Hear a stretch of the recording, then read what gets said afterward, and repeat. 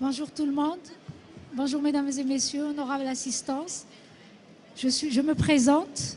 Je suis pharmacienne d'officine à Rella Saïb. Et aujourd'hui, nous allons vous présenter, ma collègue et moi, Nafissa Sola, une préparation qui est toute simple. Donc, on va vous faire partager notre humble expérience. Il s'agit d'une préparation que tout le monde connaît. C'est une pommade qui est en ce moment en rupture, qui s'appelle la diprosalique. Et dans le générique est la Bétacil, qui est fabriquée par le laboratoire Saïdal. En ce moment, elle a été sujette à des ruptures. Et elle est sujette à des ruptures. Et pour pallier à cette rupture, nous avons décidé de faire une démonstration de cette préparation-là. Alors, sa composition, on s'est référé au Vidal, qui est de la bétaméthasone à 15 mg, l'acide salicylique à 900 mg. Ces deux composants, ce sont les principes actifs. Et en plus, les excipients sont la vaseline et l'huile de vaseline. Donc, pour ce faire, nous avons d'abord un matériel. Nous allons vous présenter le matériel. Donc, nous avons une balance qui a une portée de 600 grammes et une précision de 0,01 g. Un mortier, la spatule et nous avons nos produits chimiques. Alors, l'acide salicylique, c'est le deuxième principe actif. Le premier principe actif, c'est la bétaméthasone. Malheureusement, la bétaméthasone n'existe pas en nature. C'est très difficile d'en avoir. Donc, on s'est permise de faire ce que j'appellerais moi le système D, étant donné que la bétaméthasone du laboratoire Saïdal, elle est à 0,1% et elle contient 15 mg de bétaméthasone. Bon, pour la préparation que nous allons vous présenter, il s'agit de 30 grammes. Pour 30 grammes, il faut 15 mg de bétaméthasone. Donc, nous allons utiliser cette pommade-là. Et comme pour faciliter la dissolution de nos principes actifs, nous avons 2 grammes d'huile de vaseline que j'ai pesé au niveau de mon officine au préalable, parce que pour transporter un bidon de 5 litres, ce n'est pas du tout facile pour moi. Donc, et nous avons 13 grammes de vaseline pour avoir une pommade, un pot de pommade à 30 grammes. Maintenant, nous allons procéder à la pesée. Donc, ma collègue va effectuer ce que nous appelons une tare. Elle va tarifier. On utilise du papier blanc, c'est du papier propre. Je tiens à vous rappeler, comme je l'ai dit l'année dernière, comme c'est des préparations qui sont propres, qui ne sont pas stériles, qui sont destinées donc à être utilisées, 0,9 grammes, qui sont destinées à être utilisées dans la semaine qui suit, donc de façon extérieure. Oui. Voilà, elle est en train de peser 0,9 g d'acide salicylique. L'acide salicylique, comme je vous l'ai dit, c'est le deuxième principe actif de notre pommade. C'est un kératolytique et c'est un antibactérien. Il est préférable de la manipuler avec des gants, voire un masque, parce qu'elle est on peut dire qu'elle a une toxicité. Tout produit chimique a une toxicité. Celle-ci, elle a la toxicité d'être, quand elle est inhalée, donc de provoquer des gènes respiratoires au niveau respiratoire et au niveau oculaire. C'est pour ça qu'il faut la manipuler avec précaution. Tu es sûr? Le mortier. Maintenant, après la pesée de l'acide salicylique, ma collègue va peser la vaseline, 13 grammes de vaseline. De la même manière, on va procéder à une tare.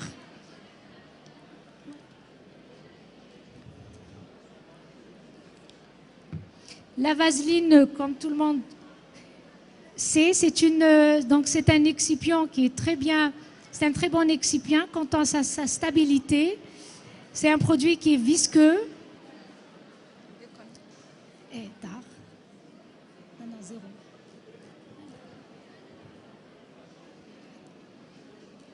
On procède à la tarification. Ça y est, c'est 0. Donc, on va peser 13 grammes de vaseline.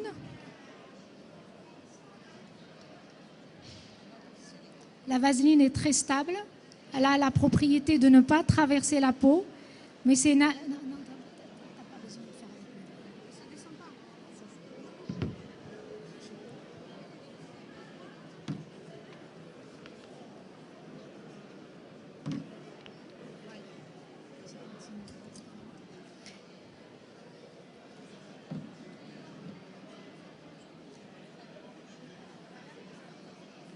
Et c'est un excellent excipient parce qu'il est sans conservateur. Donc,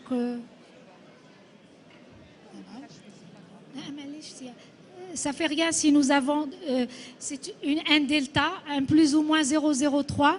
Donc notre pesée, elle est plus ou moins exacte. C'est pas du 100%. En pratique, c'est jamais du 100%. Maintenant, nous avons pesé nos ingrédients. Comme je vous l'ai dit, l'huile de vaseline a été pré-pesée. Il y a 2 grammes dans l'huile de vaseline. On va procéder à la trituration. Le pilon, il faut... On travaille sur une paillasse qui est propre. On commence par mettre notre acide salicylique. Puis on ajoute notre huile de vaseline entièrement.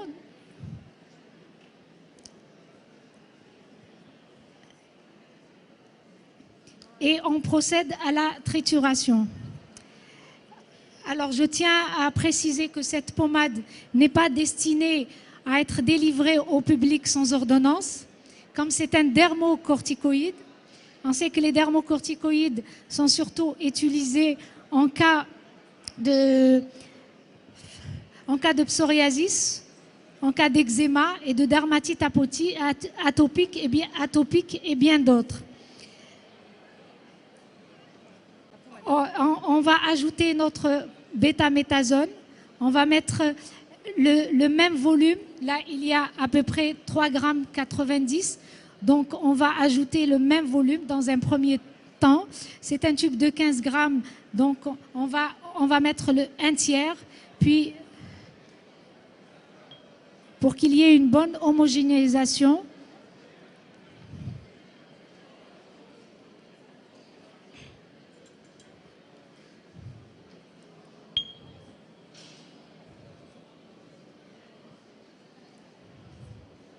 en général, la trituration se fait en 8, mais en pratique, on a tendance à triturer en S, voilà.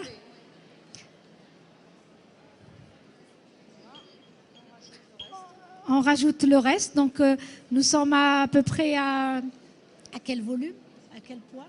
3, 4, 6 grammes, donc on peut se permettre d'ajouter encore 6 grammes. Comme ça, il y aura une bonne appréciation des 2 principes actifs, parce qu'on est en train de travailler sur une pommade qui a 2 principes actifs. Et ça, c'est... Tu dis qu'il faut à chaque fois racler. Il faut à chaque fois racler et bien triturer, comme vous le voyez ici. Voilà.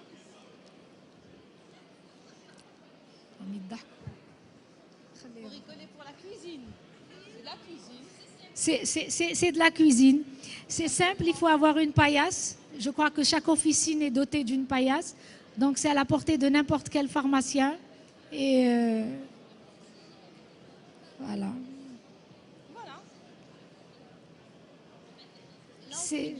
C'est quelque chose de très simple, mais qui peut apporter beaucoup quand il y a surtout en période en ce moment. Voilà. On me dit en période de crise.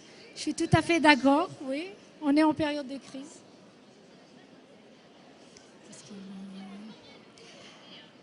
Le PPA, eh ben, la tarification de cette préparation, il faudrait tarifier chaque ingrédient séparément. C'est des règles de 3 à faire.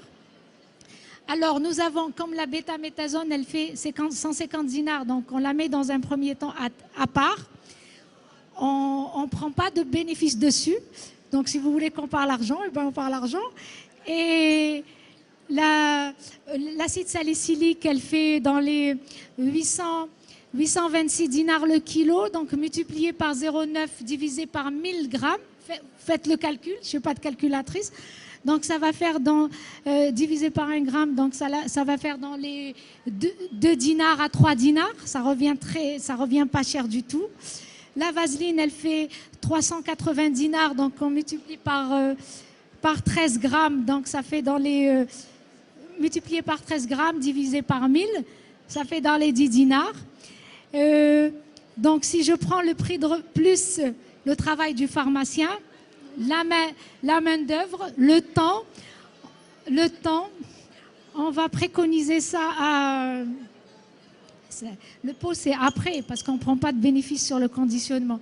Ça va nous faire, on va dire, environ dans les 100 dinars, plus 150 dinars, multiplié par 1,5, on multiplie par 1,5, parce qu'il faut prendre 50% dans les préparations, plus le pot qui est à 12 dinars. C'est une préparation qui reviendrait à 250, 270 dinars comme ça, voire 300 dinars. Donc, par rapport au princeps, elle est de 20% moins chère. Voilà.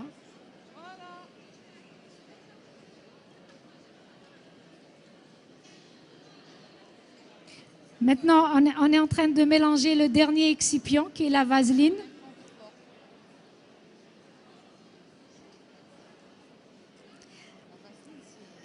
Après homogénéisation, on va procéder au conditionnement. Tu ajoutes. Ah. Ça devrait pas. Ça devrait pas, si. Non.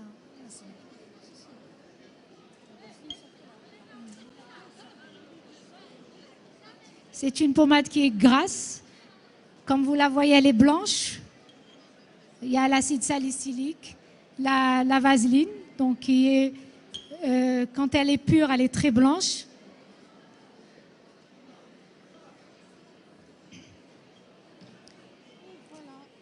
Voilà. Maintenant, nous allons procéder au conditionnement. Normalement, on pratique dans les laboratoires où ils font de grandes préparations. Donc, il faut une première pesée au début. Théoriquement, on devait préparer une pommade à 30 grammes. On devrait, là, avec le tube, où il y a toujours quelques grammes de moins. Donc, on voudrait, si c'est une bonne préparation, on arriverait à 27 grammes. 27 grammes. Après, on pèse d'abord notre pot. L'idéal, c'est d'avoir des tubes. Mais à défaut, on va se contenter des pots. C'est des pots en plastique, c'est des pots propres. Et il faut savoir que les pommades, que ce genre de préparation est destiné à être utilisé dans la semaine qui suit. Non, c'est pas bon. Le poids d'abord. Il fait 13 grammes avec 7,67. Le pot, il fait dans les 7,68 grammes. Et ça y est, c'est arrêté. On va peser notre pommade finale. On va essayer de racler le maximum de pommade pour n'en laisser qu'une trace. Tu permets? Tu peux me permettre? Non, je ne te permets pas. Tu ne me permets pas. Allez, mais il faut bien...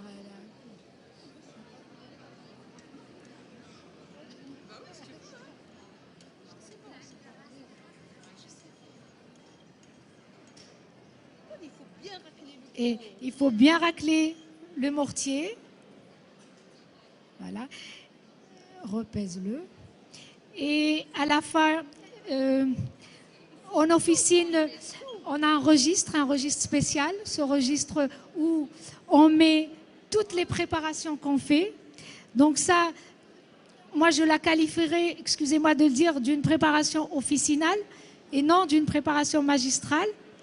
Et la préparation officinale, pourquoi? Parce qu'on la prépare à l'avance. Par contre, la magistrale, on la prépare sur prescription médicale. Elle est rédigée par le médecin et exécutée par le pharmacien. Et cette pommade-là ne peut pas être vendue sans ordonnance. Il faut une ordonnance pour la délivrer. Il faut la dispenser sur prescription.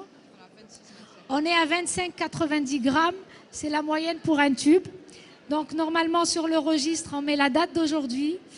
On met le numéro de lot, même si on est en officine et qu'on prépare un pot. Pour l'année 2018, si c'est notre deuxième préparation, on met 002/18. Ça, c'est considéré comme étant le numéro de lot.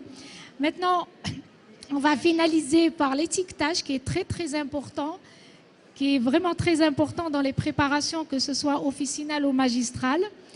Comme je pourrais dire que cette préparation, c'est entre guillemets, c'est un générique, c'est un autre générique qui est préparé d'une manière aléatoire, d'une manière artisanale.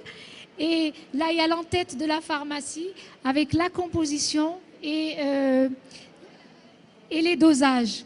Et bien sûr, comme elle est utilisée à usage externe, elle s'est détachée l'étiquette. Comme elle est utilisée, oui, comme ça. À usage externe, il faut mettre ne pas avaler ou bien tout simplement usage externe. Si l'officine est dotée d'un code barre, on peut aller plus loin. On peut enregistrer, faire un double enregistrement. Un enregistrement déjà sur le registre des préparations et un autre enregistrement en informatique. Voilà.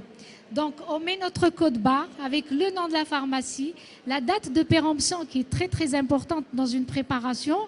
Donc, on a vu que d'abord, on va voir produit par produit. La bétaméthasone qui est fabriquée industriellement, donc elle se périme en 2020. On va prendre notre acide salicylique qui se périme en 2019. Et ainsi que l'huile de vaseline aussi, on doit vérifier la date de péremption. Nous sommes dans une préparation, dans une pommade stable. On peut aller en officine jusqu'à 1 année, voire 2 ans. Mais en pratique, moi personnellement, je vais jusqu'à 1 année. J'ai mis la date d'aujourd'hui parce que j'ai imprimé ce code barre ce matin et c'est marqué, bon, le 14 ne sort pas, 14 février 2019. Voilà, donc ça, c'est des pratiques, ça c'est ce qu'on appelle les bonnes pratiques de fabrication. C'est pour permettre la traçabilité du produit. Et je pense avoir dit l'essentiel. Des indications. Ah si, j'ai parlé des indications, c'est bon. Avoir dit l'essentiel et je vous remercie pour votre attention. À l'année prochaine, Inch'Allah.